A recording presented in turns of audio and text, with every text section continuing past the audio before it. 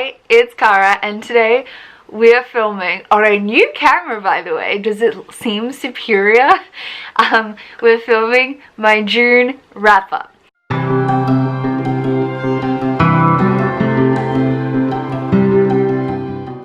So June was Sims-A-Thon, which reminds me I should go grab my list. There we go.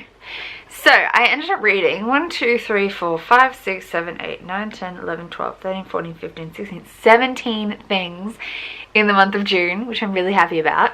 I did end up, I marked things on my sheets with little love hearts, which you should be able to see in there. Yeah, see?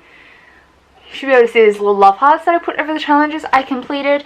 So the ones I completed, I will go through the other things in like the actual books in the order that I read them. But the challenges I completed were create a sim, read a book that's first in a series, build a house, read something set in another world, which I ended up having to switch some things for, but you'll see that later. Renovate, which is read a retelling. Perfect the layout, read a book with an interesting format. Landscaping, read a book featuring nature in the cover, title or theme. Make a friend, read a book that features friends. I got a job, which was in the business field, read a book with a number in the title. I fell in love, I read a book with a romance element. Got married, read a book with an established couple. I changed my career, so I read a book outside my comfort zone and then changed my career to writer. Read a book by a new to you author. I became a ghost, read a spooky book. I reached the top of my career track, read a finale. I ate a cookie, read a book under 200 pages. Pay bills, read your most recent purchase. Cook French toast, read a travel book. Have an affair, read a book featuring a breakup. Woohoo, read a smutty book. And I think that's it. I think that's all the challenges I did. I think I ended up with 60 points, around 60 points, I think it was 60, and I was proud of myself. I'm very excited, so let me show you what I read. This will be in the order I read them, not in the order of the challenges. I also wanted to give a quick thank you to everyone who participated in the Sims-A-Thon. It was a fun time. I do have plans for another round coming hopefully in October, fingers crossed. And I'm hoping to enlist some people to run reading sprints and things on what will be a dedicated Twitter, because I'm in a weird time zone for most people, and it meant that I couldn't really run any Twitter sprints because when I was awake and functional, most people were not. So I didn't really run any sprints, which was something I wanted to do, but it just didn't happen. So I'm hoping to have some buddies help me out hosting sprints next round, and we'll also introduce our first game pack, so you'll have to see how that turns out. So first off, in the month of June, I have my handy dandy new little notebook here that I picked up lately when I was technically shopping for a gift for my mum, so haha. The first book I read was The Tea Master and the Detective by Aliette de Bodard. I'm terrible with French. This is a novella sci-fi novel. It's part of a bigger series, but I've only read this installment. And we follow a ship mind that makes brews to help humans withstand deep space, like tea brewers. And then we have a human that's a detective that's kind of solving some cases, and they're helping each other out, if that makes sense. So I really enjoyed this. I gave it 4 stars. I do wish I knew, or wish I could have understood the broader concept in the world a bit more. I'm pretty sure it hinges on the idea that China or some part of Asia found the Americas before Britain. And so the Americas became like a colony of China, I think. But I couldn't really get that from this novella. I had to do a lot of digging, and so a lot of the world building would have made sense if you had read all the novellas, but they're kind of spaced out in where you can get them. They're often part of bigger collections, and I just wish I could have had a bit more continuity there, but that's kind of my own fault. So the book got a 4-star. It was really good. Then I read Bright We Burn by Kirsten White, which I was technically in the middle of at the start of the month. So I only read like the last 100 and something pages of this. This is the final book in the Conqueror's saga? Yeah. Which is like a gender-bent retelling of Vlad the Impaler. I didn't like this one as much as books 1 and 2. It was alright, but I thought the ending was a little bit cheap. It just kind of wrapped up a bit too fast and a bit too conveniently. I was wanting it to be a bit darker in the end, I guess. But it was fine. A bit slow and then, yeah, a bit convenient at the end. I ended up giving this a 3 stars. Then I finished, which was another one I was also in the middle of at the end of May is the month. I finished The Kingdom of Copper by S.A. Chakraborty. This is the second book in the... I don't know the series name. The first one is The City of Brass. I can't remember the series name. This is a Middle Eastern fantasy. It's kind of based on the Daevabad trilogy is what it's called. Daevabad's obviously a story in the 1001 Nights, I believe. And this is more an explanation of that. It kind of focuses on Jinn or Ginny or Deva. They all go by different names. It's got a really complicated world and political system, which definitely was confusing in book 1, but I think I kind of had my head wrapped around it a bit better in book 2. Or it was just less confusing. This was a ride. Lots of things happened. I think my only problem is that its end game was a little bit sporadically introduced, so I didn't really understand where the story was going for a large portion of this, but by the end I really loved it. So I gave this one a 4 stars, and I'm definitely going to continue on with the series, but they're not my absolute favorite. Some people absolutely adore them, and that is not me. I just really like them. Then I read We Set the Dark on Fire by Taylor K. Mejia. I loved this. This is a Latinx fantasy dystopian, kind of. I think it's more dystopian than fantasy. So we follow this, there's like a curse on this island where the outer parts of the island are basically like don't grow anything, or like they really struggle to survive. And then on the center of the island, they're kind of like the rich overlords of everything else, and they're really corrupt. And in this society, especially in this like central bit, every family is made up of 1 husband and 2 wives, and 1 wife is meant to be like in charge of business. I'm going to check that message in a second. The first wife is in charge of business and running the work, I guess, of the man, and is meant to be like a business partner, and the second wife is supposed to run the house and the family and is more the like maternal, has the kids kind of wife, and everyone gets trained to be a wife to these rich wealthy men. And we follow, what are their names, Daniela, who is a Primera, which is the businessy wife. She's training to be that, and she's going to be the wife of the like expected next president. It's an FF romance kind of in here, which I liked. It's a lot of espionage and dystopian world kind of stuff, but I really, really liked it. I give it a 4 stars. I'm really excited to see where the second book in this duology goes, but I really enjoyed my time reading this. It was fascinating. Alright, next up we have My Brother's Husband Volume 1 by Gengoro Tagame. This is an adorable manga. We follow Yaichi? Yes, Yaichi and his daughter Kana. He's a single dad, and his twin brother's husband, the Canadian Mike, comes to visit. Everyone's been talking about this lately. I borrowed this out from the library. I actually have to return it today.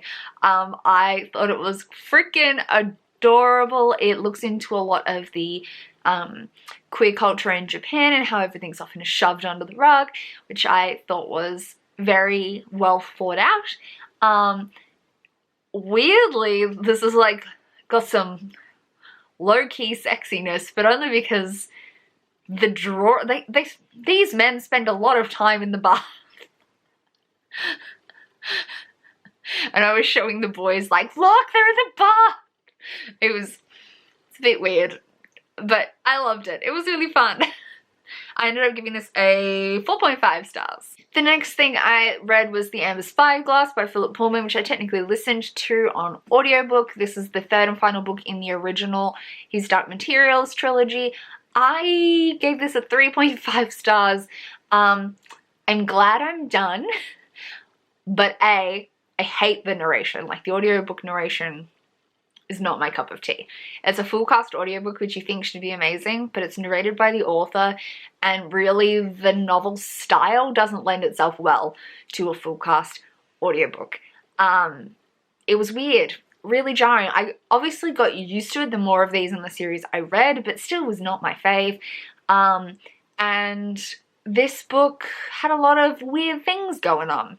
This really broke open the multidimensionality kind of part of this, which I didn't hate, but I didn't love. It was a struggle, and it's pretty thick. Like, it just was not really my cup of tea. I didn't hate it, but I didn't love it. It wasn't anything super special to me. I think the first book's probably the most interesting, but you don't really know that much about the world. There's a lot of world building, but it's not my favorite world to have built, if that makes sense. World building's done well, but it was not my favorite world. So yeah, I gave this a 3.5 stars. I'm glad to be done though. And I am going to try and continue with the sequels, like the new books that are coming out. I'm the first one of those. And we'll see what I think of that. I'm going to read it in hard copy though, not listen to an audiobook. Then I read another novella, and that's Once Ghosted, Twice Shy by Alyssa Cole, which is a novella sandwiched between her Reluctant Royals series, which I haven't read, but I do plan on reading. But I read this because it was queer, and it's a novella, and it was easy to fit in, and it's a little bit smutty, so it was my smutty book. This is a really short, maybe it was a Have an Affair book, not a word. Oh, I can't remember anymore.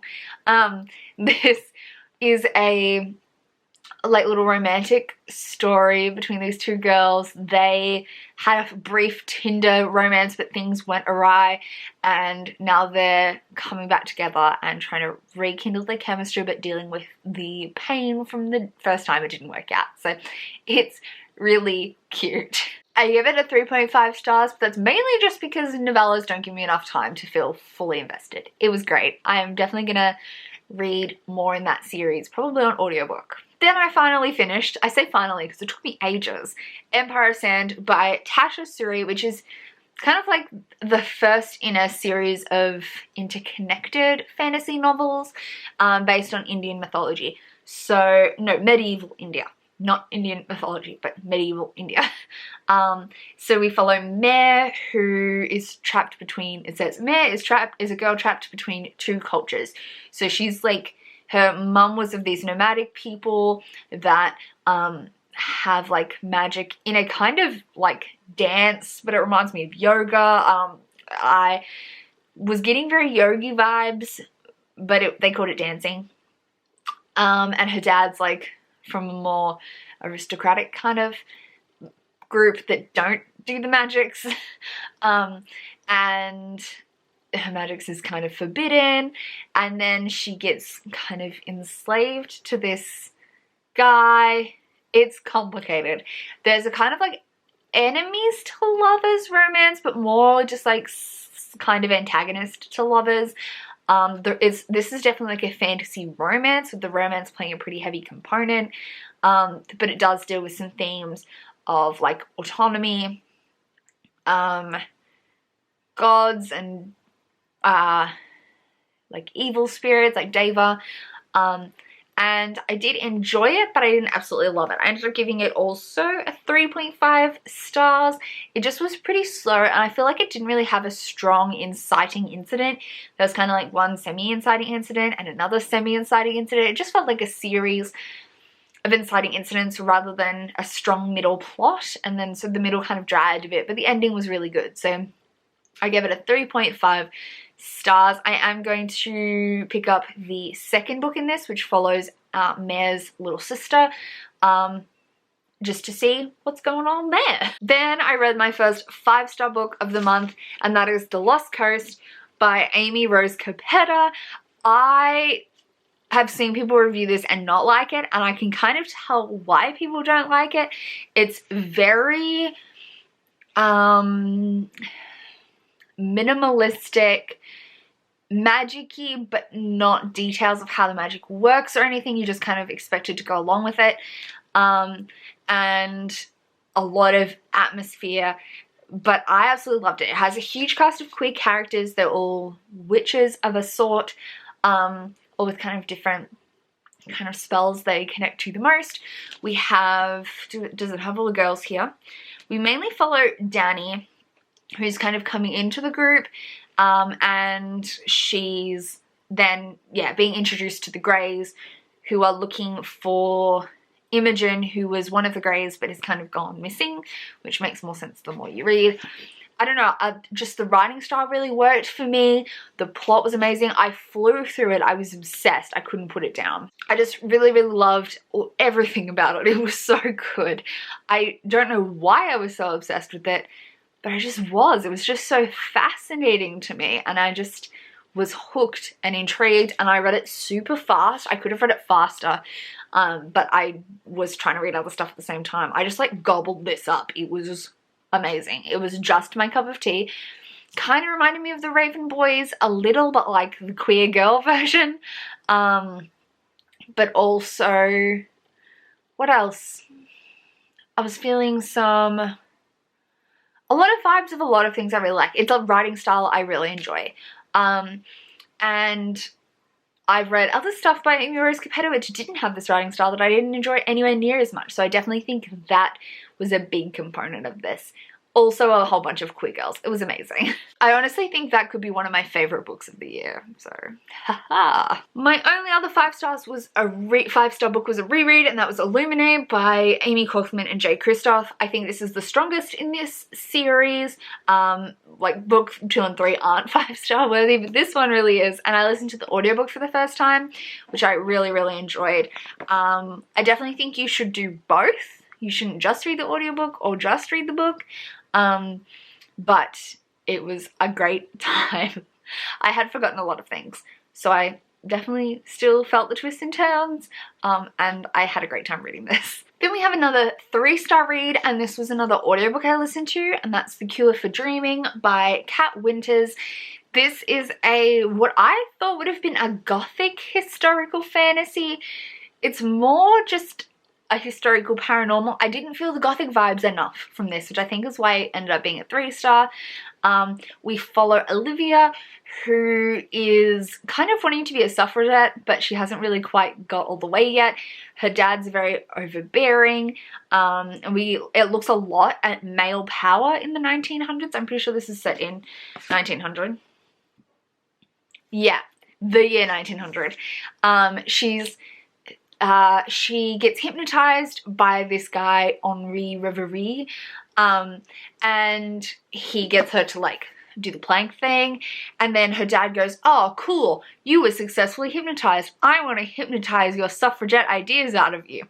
So he pays the young hypnotist guy, who is the love interest, which it's kind of a power imbalance. It was a bit weird, to hypnotize her suffragette thoughts out of her, but it all kind of goes wrong, and she starts seeing visions of the world as it truly is. So that's probably the most gothic component of this, but it wasn't quite enough. I found the audiobook narrator really grating. I was not a fan. She just, everything was like overdone, and it made me really not like Olivia, but I probably wouldn't have minded her if I read this in physical copy. It focused a lot on shitty men and women who feed into the patriarchy.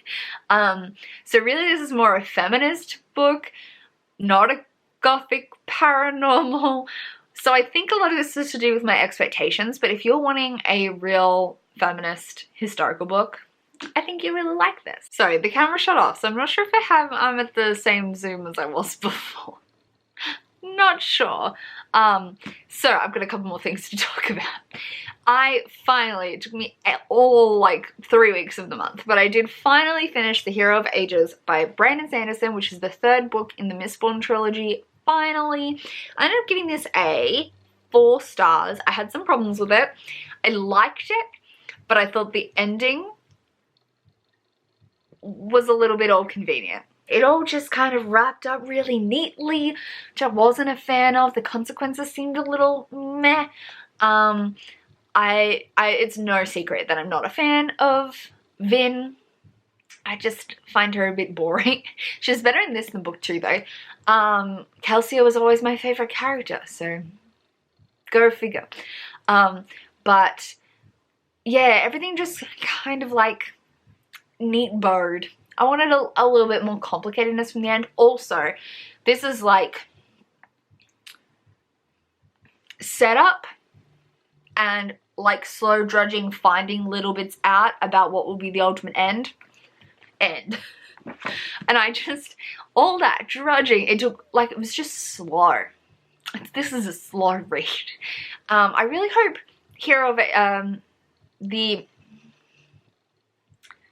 what's the other series called? Way of Kings. I really hope Way of Kings is not similarly slow, because I think I'll really struggle with the big chunkiness of that if it's as slow as this. There was a lot going on, but it all just kind of took its time to get anywhere, if that makes sense.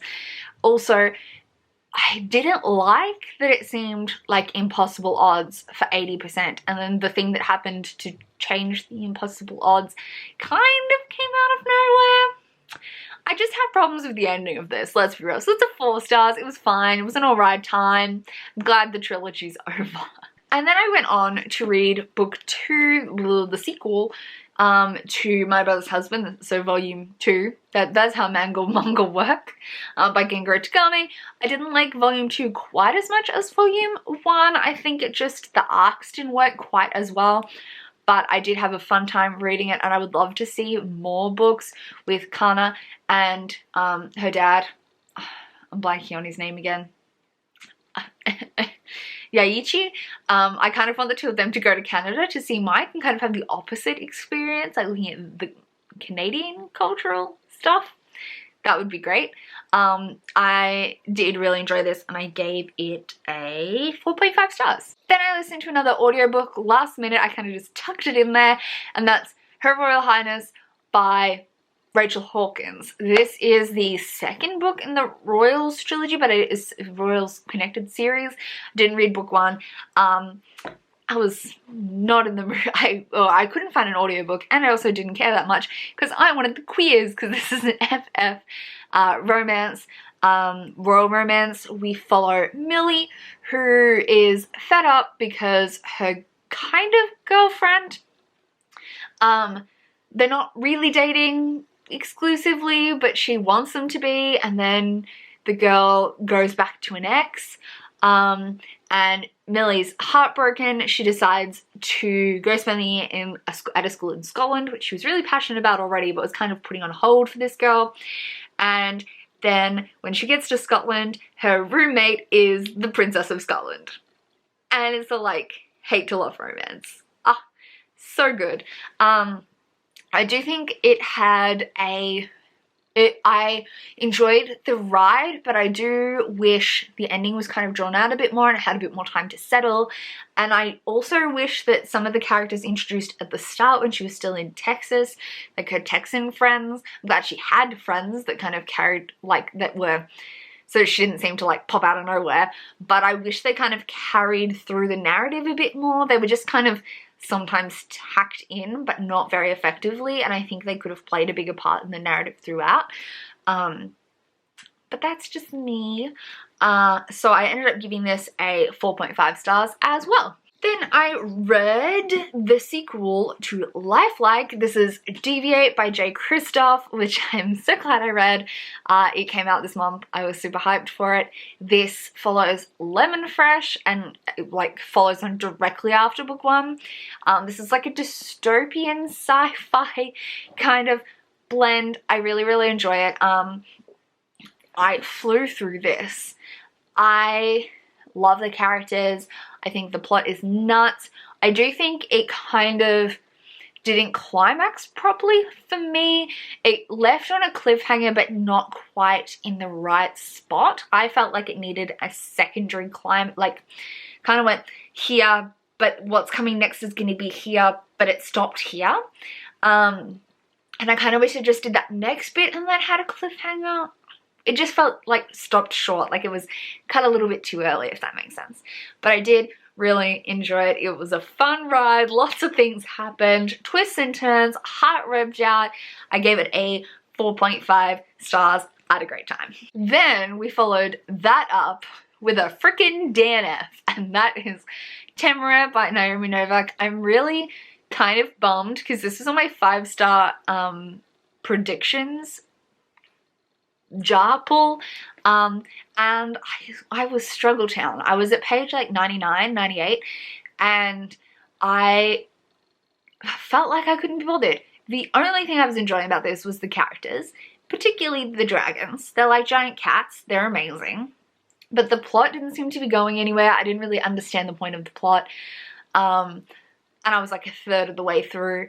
I didn't like the writing style. What I love about Naomi Novak's newer works is the real lush writing, and this didn't have that. This is very designed to be historical. It's dragons in the Napoleonic Wars, so it's very written to sound like that era, and that didn't work for me. It wasn't my fave. And I didn't feel like I understood enough either about the Napoleonic Wars or any of that. I feel like I was only being given dragon information and not enough plot-wise. It was just like about dragons, not about the plot. So I ended up DNFing this at 99 pages. I just couldn't be bothered anymore. I was kind of dragging myself through it.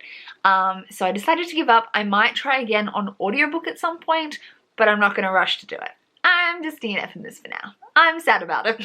And finally, right at the end of the month, April from Aprilius Maximus and I finished our buddy read of Soul of the Sword by Julie Kagawa.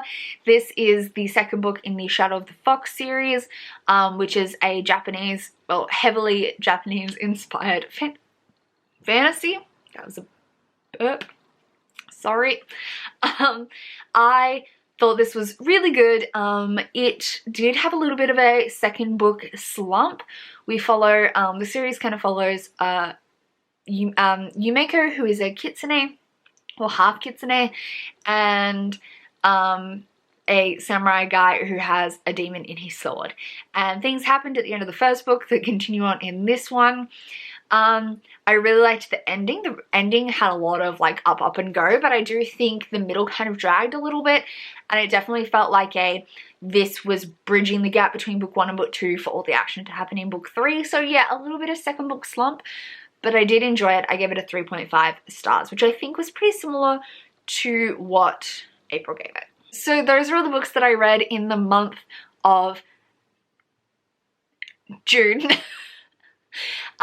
Let me know if you've read any of these down below. Chat with me about them. I'd be happy to chat with you. And otherwise, look out for some future videos. This is probably going to go up first, so some things coming out will be my June book haul, which should be on its way, but was filmed on my phone, so you're gonna jump around in quality. And my anticipated reads for the next quarter. I also have some vlogs on their way, but one may have come out before this, one may be coming out. I've been really slack on editing, so you're gonna get a barrage of videos all at once. But look out for all of those, and I'm gonna be doing reading vlogs all through the month of July as well, and probably August too, if I can keep it up. So keep a lookout for new videos from me, and I will see you soon with another video. Bye!